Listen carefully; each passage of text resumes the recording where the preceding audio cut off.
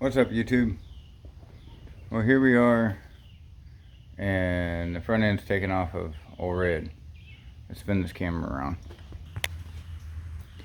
Okay, so I just took the front grill off here. There's just those bolts and those bolts, and there's two bolts right there.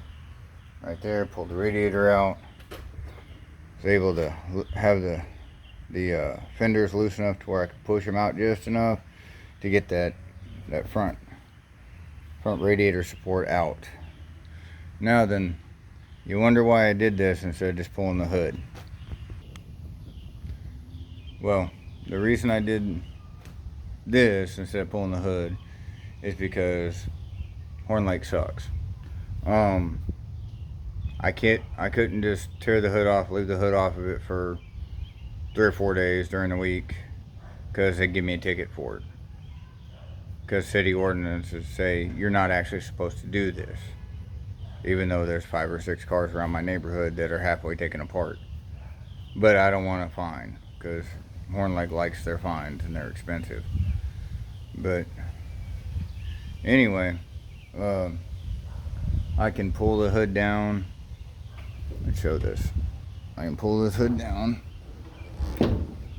like so. Let's put them. Okay, hood's down.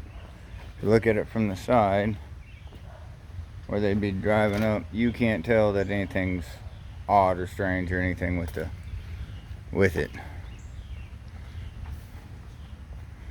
But, yeah, you can just pick it up. But this way, I can just put my intake engine lift plate on it. Got to unhook just a few more things. I'm going to leave the power steering, lay it off to the side. I'll probably just unhook the alternator. Leave all the belts and everything on it. And undo the motor mounts, cut the exhaust off of it, undo the transmission mount. Oh, excuse me. And this thing should just come right on out of here. Then, man, I got gas today. Or I'm burping. But then, of course, the 408 be going in. And I noticed something. Now, when I pulled this out of the Aspen, I had an issue. And the lift fell over with the motor on it. And I don't know if y'all can see this or not.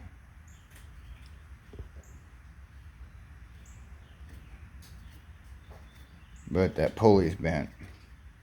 Luckily, I have another water pump for this. Hopefully, I don't think the crank, I'll have to wait until I start up to see. But I hope the crank didn't bend. I don't think it would have. They're pretty stout, but it did fall pretty good. My transmission is back over here in the corner for it. So I'm probably gonna just call it a day right here. And because I got to work the next 3 days, but I want to get a head start on this. Thursday,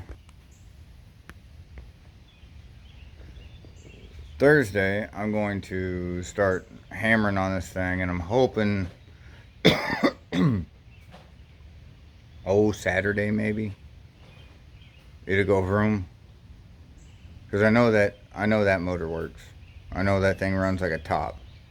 I got to get a starter, a water neck for it.